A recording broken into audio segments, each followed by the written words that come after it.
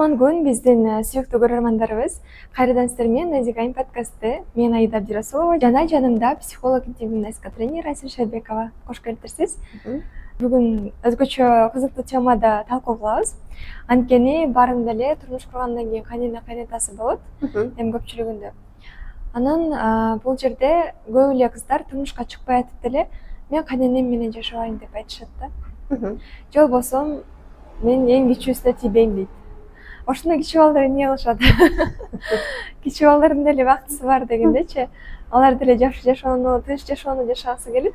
Эмне үчүн кыздарда ушундай ой калыптанып калган? Кайнене менен жашаса болбойт, же болбосо кайнене менен жашоого эйем деген. Ал биринчи эле кайненени душмандай көрүү ал кичинекей кезибизден башталат. Мисалы биздин бала чагыбызда кичинекей кезибизде бизге деген эй сен ушундай мүнөзүңдү көрсөтсөң кайненең сени айдап жиберет, кайненең сени кууп жиберет, мага көрсөткөнүңдү кайненеңе көрсөтүп көрчү деген сыяктуу биздин баягы ишенимдер бар да.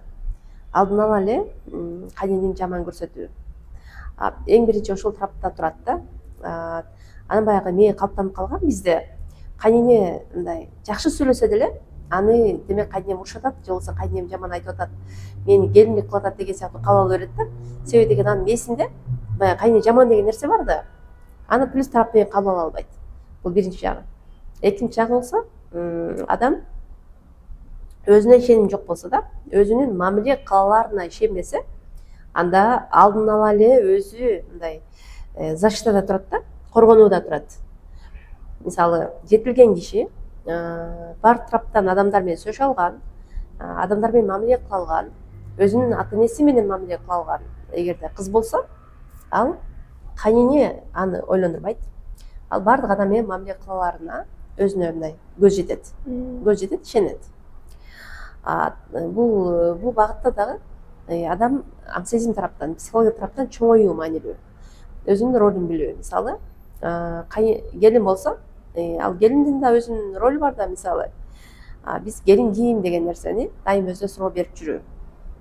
Барып алып, мисалы, кайын журтка барып алып, анан кайненесине кайненелик кылам десе, же болбосо ага үйрөтөм десе, албетте кайнене деген ал улуулугу, мисалы, статус тараптан, жаш тараптан улуу болгондон кийин аны көтөрө албайт.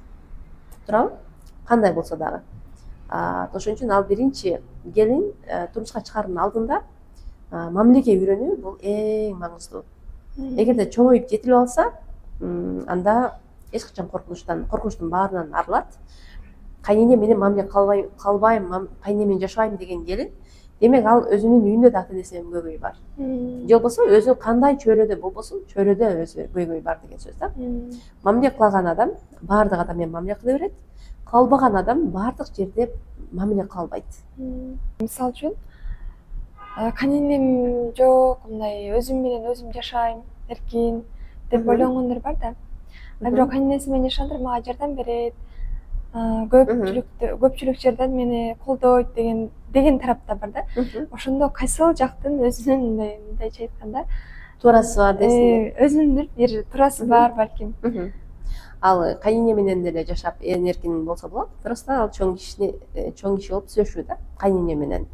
Мисалы, мен өзүм мен дагы кайненем өтүп кеткен болчу, мен барган кезде жок болчу, бирок кайнатам менен жашаганбыз. Бирок кайнатам менен жашаган кезде дагы биз аябай эркин болчук. Себеби кайненеме керектүү, кайнатама керектүү тамактын баарын жасап коесуң, жумшак нан, ич кийим баарын тигип бересиң. Анын баарын жасап койсоң, атаң да ыраазы, өзүң да ыраазы, каалаган жагына барасың. Ал кезде айылга концерттер келчү, ата энебизге мен өзүм ата энеме барып турчук, жумуштарды жасачук, бизнестерди кылчук, бирок жасай берсе болот. Ал кезинде өзүнүн романтикасы бар турбайбы? Болгону сөйлөшө билсе, баардык жерде маселе чечсе болот. Ошол эле кезде кээде эме болушу мүмкүн. Кээде деген бизде дагы ашыкча мындай ишенимдер бар. Келин деген айтканды угуш керек, келин деген чыкпаш керек, ал кызмат кылыш керек деп келиндин баардык өзүнүн өсүүсүн токтотуп, илим алуусун токтотуп, өтө басынтып, анан тамактар убагында жасаш керек деп аны кадимки мындай кызмат жыгаттарында колдонгондор да бар. Ал жерде да ал ошо норма эмес. Аны алдын ала безопасность коюу керек, алдын ала сүйлөшүү керек. Мисалы, ал эркек менен таанышып сүйлөшүп аткан кезде анын баары сөзсүз суралуу. Ал жерде дагы эркектин дагы жоопкерчилиги өтө чоң. Кайсыл келин кайнене менен көйгөй болуп аткан болсо, демек анын чоң проблемасы ал эркекте деген сөз. Эркек өзү сүттөн чыкпаган болсо, соскада жүргөн болсо, анда ал өзүнүн апасы менен да сүйлөшө албайт, аялы менен да сүйлөшө албайт, маселе чече албайт да, мындай айтканда. Эркек эгер мыкты болсо, анда экөөнүн карым катнашын мыкты деңгээлде көрсөтүп бере алат. Азыркы ушул жаш кыздарга, турмушка чыгам деген кыздарга кандай кеңеш берет элеңиз? Турмушка чыгам деген кыздар болсо, ал эң башкысы мамилени үйрөнүү. Эң биринчи. Мисалы, биздин кыздар денелик тараптан эле жетилип атпайбы? Денелик тараптан жетилет, бирок алар аң сезим тараптан, психология тараптан, карым катнаш тараптан жетилбеген абалда эле турмушка чыга алышат да. Ошонун эң биринчи дене жетиле берет. Ал дене биз кааласак каалабасак да, бул табият, ал Кудайдын табияты. Ал бойдун өсүүсү, мисалы, жамбашты өсүүнүн чыгуусу, бул бала төрөгө дененин даяр болуусу, ал мыйзам ченемдүү көрүнүш деп айтсак болот да. Бирок ошол дене жетилсе эле болуп, жетилди деп турмушка чыга алуу эмес, аны аң сезим тараптан жетилүү, мамиле кыла алуу да. Мисалы, баардык эне билет ушул балдарынын жетилбегенин. Баардык энелер билет да балдарын. Мисалы, менде деле 6 кызым бар. Карап туруп өзүң билесиң да. Демек сен менен мамиле кыла албай атабы? Демек атасы менен мамиле кыла албай атабы? Демек турмушка чыкканга даяр эмес деп эсептейм мен. Ал эми өзүң көзүң жетет. Ал баланын демек жетилбей атканын көрдүңбү? Мамиле кыла албай атканын көрдүңбү? Демек сөзсүз аны кандайдыр бир курстарга окутуу, көбүрөөк китептерди сатып алып берүү, мамилеге үйрөтүү бул өтө маңыздуу. Башкысы, турмушка чыкпаган кыздар эң негизгиси аң сезим тараптан, психология тараптан, жан дүйнөлүк тараптан жетилип ала турган болсо, нур үстүнө нур болот. Жашоо жеңил негизи. Түшүнүктүү. Азыр айтып атпайсызбы, эң башкысы мамиле куруп кете алсаң, анда жашап кетесиң деген сыяктуу.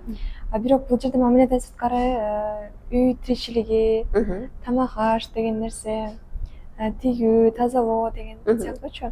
Ошол нерселер дагы маанилүү ролду ойнойбу же мамиле кылса эле жашап кетет деген нерсе барбы? Ал мамиле кыла алган адам, адамдар менен сүйлөшө алган адам, ал тирлик кылууда алар өтө жеңил болот. Себеби тирлик кылган адам, жетилген адам, ал тирликтин майын чыгарат да. Ал нормада кылат. Кылганда дагы чекчейтет да, мындай айтканда, карчы кандай жазууну билет. Себеби ал ошо жетилген адам, чындап бар тараптан жетилүү. Бизде азыр көрүп атпайсызбы, мисалы, кайната деген ал эки эле киши болуп атпайбы? Эки киши же болбосо 3 киши ал маселе чечпөө керек. Ал эки кишини жагарып коюу жеңил. Ал жашоодо сен анда эки кишиден башка канча киши менен жашайсың жашоодо? Болушу мүмкүн да. Сен эч ким менен жашай албай, эгерде өзүң жалгыздыкты каалап аткан болсоң, жолдошуң менен эле. Анда бул жерде чыныгы мындай, бизде деген сүйүү деген нерсе бар да, жүрөк. Демек, көйгөй жүрөктө деген сөз да, сөз да, мындай эмоционалдык тараптан көйгөйүң бар деген сөз.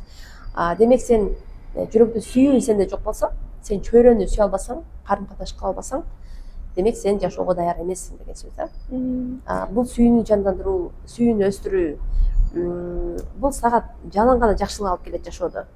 Пайгамбар Алейхиссалам айтканда, эгерде сен өмүрүңүн узун болушун кааласаң дейт, ырыскыңын кенен болушун кааласаң, мындай айтканда бай болушту кааласаң дейт, анда дейт, туугандарың менен карым катнашты күчөт дейт да.